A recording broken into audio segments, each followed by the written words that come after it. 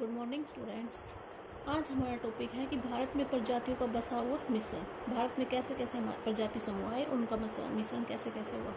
तो ये हमारा आज का टॉपिक है। देखो, जो भारत में बोलते ना हमारे जो पूर्वज थे, आदि मानव थे, उसका उद्गम भारत में नहीं माना जाता है। भारत में जो भी प्रजाति समूह आज रह रहे हैं या जो हम बोलते हैं कि भारत के मूल निवासी हैं, वो सब बाहर से आए हुए हैं। भारत में जो प्रजाति समूह है इस देश के मूल निवासी नहीं है, वो बाहर से आए हैं। अब उनको भारत के मूल निवासी जो सबसे पहले यहाँ पे आ गए और यहाँ उन्होंने अपने लक्षण को बचाए रखा, उन्हीं को मूल निवासी बोला जाता है। ये जो प्रजाति समूह है जो भारत में आज रह रहे हैं, वे विश्व के अलग अलग भागों से आए, भारत में आकर बस गए। यहाँ की नदी घाटियों को देखकर, सिंचाई की सुविधाओं को देखकर, इसके जो संसाधन है उसको देखकर वो यहीं पर बस गए। यहाँ पे जीवन निर्वाह के लिए उत्तम जलवायु थी। हालांकि जो भारत में हिमालय पर्वत है, उसकी दुर्गम श्रेणी और जो विशाल समुद्र है, उसको भारत से कुछ हद तक भारत को अलग रखा। जो अन्य विश्व है उससे भारत को अलग रखा। लेकिन उसी हिमालय में ही कुछ दर्रे हैं जिन्होंने सुगमता से, जिन दर्रों के माध्यम से बहुत सी प्रजातियां यहाँ सुगम प्रवेश कर गई।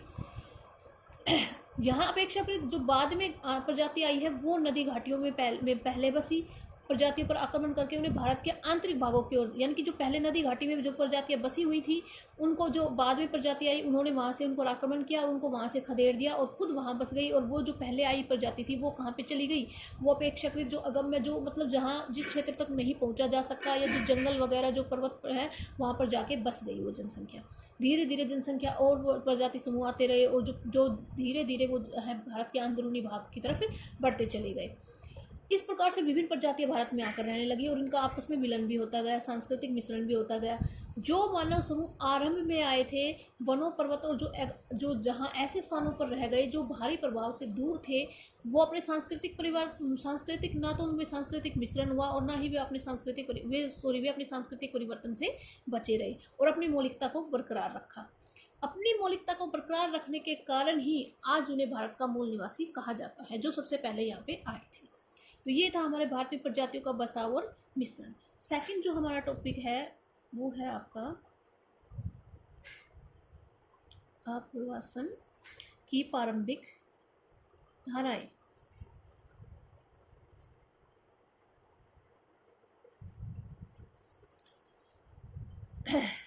आप्रवासन की प्रारंभिक धाराएं। मानव विज्ञान जो शास्त्री है आपका, एंथ्रोपोलॉजिस्ट जो होते हैं आपका, उनका मानना है कि जो आदि मानव भारत में लगभग 4 से 5 लाख वर्ष पूर्व आए। और इसका निष्कर्ष उन्होंने किस आधार पर निकाला? इसी निष्कर्ष उन्होंने निकाला जो पूरा पाषाण युग है आपका, अपने युगों के बारे में पढ़ा होगा। पाषाण युग है, पूरा पाषाण युग है, नव पाषाण युग है। पूरा पाषाण जो युग है उसमें जो आपके औजार पाए जाते हैं, मानव के द्वारा छोड़े गए जो विभिन्न औजार है, उसके प्रमाण के आधार पर कहा कि भारत में 4 से 5 लाख वर्ष पूर्व यहाँ पे आए थे वो। जो पूरा पाषाण युग में जो औजार मिले हैं बनाने वाले, जो औजार बनाने वाले मिले थे या औजार जो मिले हैं, उनमें कहा कि जो भारत में जो ये लोग आए थे ना, ये संभवतः हमारे जो पश्चिमी हिमालय के जो दर्रे हैं ना, उससे भारत में आए और यहाँ पर नदी घाटियों में आकर बस गए, क्योंकि नदी घाटी में कोई प्राकृतिक अवरोध नहीं था और आपका अवरोध नहीं मिला तो ये आगे भी नहीं बढ़े, वो यहीं पे बस गए। यहीं पे इन्होंने खाद्य संसाधनों का दोहन शुरू कर दिया और नदी घाटियों में और नदी वेदिकाओं में इन्होंने रहना पसंद किया। ये तथ्य हम पूरा पाषाण काल के जो औजार, बर्तन और जो कलाकृतियाँ आपके मिलती है उससे हम इसे साबित होते हैं। और ये लोग कहाँ कहाँ बसे? सोन नदी, नर्मदा नदी, साबरमती, पेन्नार, गोदावरी, कृष्णा नदी, इन सब घाटियों में बस गए। लेकिन एक बात यह भी, एक विचित्र और रोचक तथ्य यह है कि जनसंख्या का जो वर्तमान मुख्य केंद्र आपका, जो आज जहाँ सबसे अधिक जनसंख्या पाई जाती है, कहाँ पाई जाती है? भारत में सबसे अधिक जनसंख्या गंगा की घाटी में। वहाँ हमें कोई भी ऐसा प्रमाण नहीं मिला कि वहाँ पे लोग बसे हुए हों। क्यों ऐसा हो सकता है कि जो प्लिस्टोसीन युग आया था, आपको पता है प्लिस्टोसीन युग हिमयुग था। प्लिस्टोसीन काल में यहाँ पे बहुत भयंकर ठंड पड़ती होगी और यहाँ पे क्या था, खाद्य संग्रहण की अनुकूल दशाएं नहीं थी। तो यहाँ पे क्या हो गया, यहाँ पे उन्होंने बसना अपना अच्छा नहीं समझा और वो भारत की अन्य नदी घाटियों में बस गए थे। पुरातत्व विज्ञान की जो अनेक खोजें हैं उससे भारत के आरंभिक जो आपका सामाजिक ढांचे उसको समझने में हमें सहायता मिलती है। उन्होंने 2 पॉइंट बताए हैं। पहला पॉइंट ये है कि देश के जो विभिन्न भागों में हमने खोदे गई मिट्टी है, उस मिट्टी के जो बर्तन हैं उनके अवशेष मिले हैं और जो उन अवशेषों से हमें पता चलता है कि जो नवपाषाण काल में ऐसे समाज विकसित हुए जिनका संक्रमण कृषि में आपका उत्थान, जो संक्रमण कृषि थी उनका उत्थान के लिए हो रहा है।